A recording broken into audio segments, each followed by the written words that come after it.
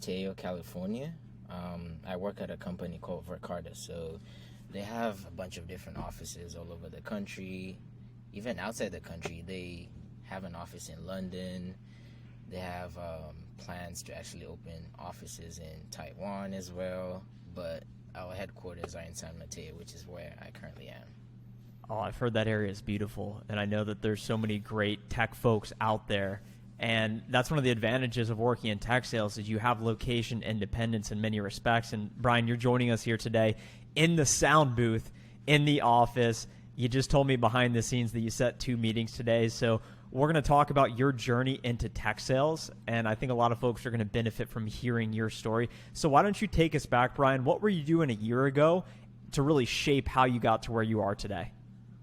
Yeah, great question. So I have a lot. So a year ago, I just finished college in 2021.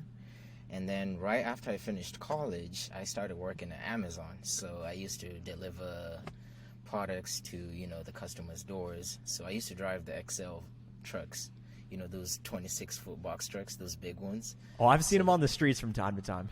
Yeah. So that was me. That was me. Yeah, so I did that for a couple of months, and actually how I got into that was because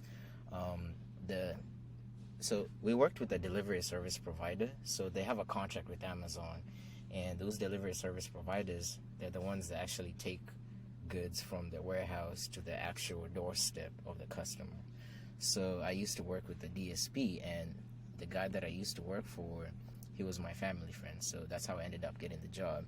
But I did that for a few months, and then right after that, I got into car sales because I wasn't making much there. So I started working at a Honda dealership. I sold cars for a little bit. I didn't quite like it. It was too much pressure, a lot of hours. I just felt like that was not the kind of environment that I felt like I was, all my expertise and all my skills could be applied there. So it was not a good environment for me, but it introduced me to sales, which is what I liked. So I did that for about 7 months. And right after that, I started driving for Lyft. So I did Lyft full time for like 3 months. And then while I was doing Lyft, I found out about technology sales through, I'm sure everyone has heard of Cyrus Harbin at this point. He's mentioned in every interview, man. So everyone go check out Cyrus. Exactly. So he was being interviewed by Anthony O'Neill, and he kind of talked about his journey in tech, and I was very interested, making 60, 70,000 right out of the gate with no experience. I was very interested. So I did a little bit more digging, and then I found about course careers. I started watching success stories from other people that went through the course. And then I was like, if these people can do it, I can do it as well. Boom. And then that's the insight right there. Exactly. So I enrolled in the course, and then 2 weeks in, I told my sister about the course. So my sister actually enrolled in the course 2 weeks after I did. So we both took the course together. It took me about, I would say 2 months to complete it. So I actually finished in December of last year. And then, the rest is history. I started applying, and then here we are. You're a great storyteller, man, and you're also versatile. I can tell you're the guy. If I walk up to Brian on the car dealership, I say, Brian, I my credit score, it's low. And he's like, you're buying 2 cars today just because you said that. I'm going to find a way. But you went from Amazon delivery driving, doing some lifts, doing the car sales. You had a college degree, and you came across tech sales believing that it could change your future and your future prospects. You ended up getting your sister involved in this as well, and you enrolled in course careers.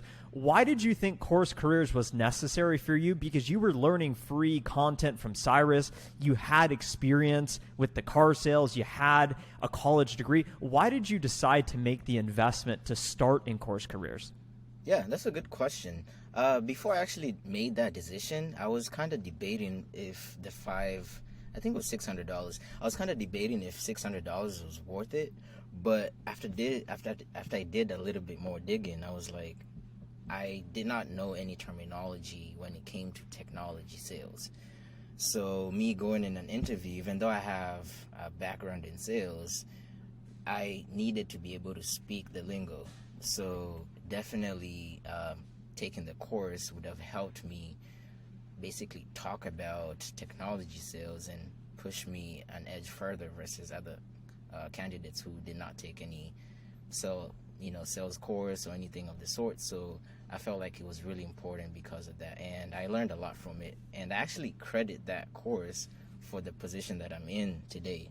I remember during my interview, my interviewer was like, I've actually seen quite a few people from course careers, and from the interviews that he's done, candidates that had taken the course were performing better during the interview process compared to other candidates that hadn't taken the course. So it was very helpful. Brian, why don't you tell us what were some of those terms or lingo or tech sales methodology buzzwords that you learned, because you attribute that to your success because you could show up and talk the talk in the interview and it prepared you to hit the ground running. So we'll get to that in a moment. But what were some of the buzzwords, the terminology or basics that you learned that maybe you now apply in your job today? Yeah, right off the bat, the first one that jumps in my mind is prospect. But back in car sales, we just call them customers, So prospect was one of those things that I learned. SQL, sales qualified leads. We like those. Exactly. MQLs, here we call them marketing qualified leads. Those are the top ones that I can think of right now, but there's for sure a lot more that I can't think of right now. And you bring up a few great points, Brian, that I want to summarize. So when I'm speaking with other successful students like you, at one point you were listening to a student success story like this one here today, and you reached a point in your life where you said, you know what? I've seen other people that maybe came from a similar background or perhaps look like me. I kind of resonate with who they are as a person. If they can do it, I can do it too. And once one decides, then it's okay, we're all in, we're willing to take the necessary levels of action. And a lot of folks just start applying and they don't really necessarily know where to look. And when they're applying, maybe they don't have the experience, they don't have the degrees, and most importantly, they don't know what they actually would be doing, because you can get hired without those things. You just need to be able to tell the hiring manager, the recruiter, why you are a better fit than the other candidates. And it's not a matter of whether you're qualified. It's a matter of whether you're more qualified than the other candidates. So why don't you talk about how the course prepared you to be successful when you started your job? Because you're in the booth today. You're in San Mateo. I'm sure a lot of folks are listening to this right now that says, man, I wish I was in Brian's spot right now. So how did you hit the ground running as a result of the course Careers Tech Sales material? Yeah, that's a good question. So I remember towards the end of the course, there was this project that we had to do. Oh, yeah. Yeah, so pretty much what I did in the project is what I'm currently doing in my job. And that's the same approach that I took while I was applying. I was applying, and then after I applied, I was reaching out to the directors of business development and so forth. So definitely using that approach for the project, it was definitely helpful. And when it came over to my job specifically, prospecting using tools such as Salesforce, Outreach, Zoom Info, like if I didn't take the course, then I would have had a harder time learning all those software. So definitely taking the course and familiarizing myself a little bit with the technology was such a great help for me. Did your sister get hired as well, or what's the deal with her today? So she's currently interviewing. Fantastic. Unfortunately, her process has been a little bit slow, but she's currently in the interview process. Of course, I've been coaching her, what to say during interviews and stuff like that. But I think she should get a job pretty soon. When you think about your experience going through the course, my observation is folks typically get out of it whatever they put into it. So as you look back on your experience, what do you think that you did right that allowed you to quickly absorb all of the information and actually begin applying it in productive ways, applying to jobs, in the interviews, them calling you out specifically, hey, Brian, you seem really qualified. So are all the other course career students. What do you think you did that allowed you to be successful? Because I know some folks will end up deciding to invest in their futures and enroll in the course, and we'll link the free tech sales intro course below for anyone that wants to get a taste feel of what is tech sales, why you might be a good fit for it, and how to actually get started. But what do you think you did that helped set you up for success? Yeah, there was a Discord group. We were all grouped in groups, so I was definitely active in my group. I reached out to a couple of students. We practiced for interviews. We kind of just checked up on each other, because it's much easier if you go through the course with other people than it is by yourself. So definitely reaching out to other students and kind of practicing interviews helped me get to where I am, as well as reading the books. One of my favorite books is How to Win Friends and Influence People. I've been applying everything that I learned in that book, and I'm telling you, it is a success. Like, those things in the book, if you apply them, you're gonna see a difference in your life. So basically, reading the book and applying it. So that's what I did, and it's currently been working out well for me. So those are the two things that I would say for sure set me up for where I am today.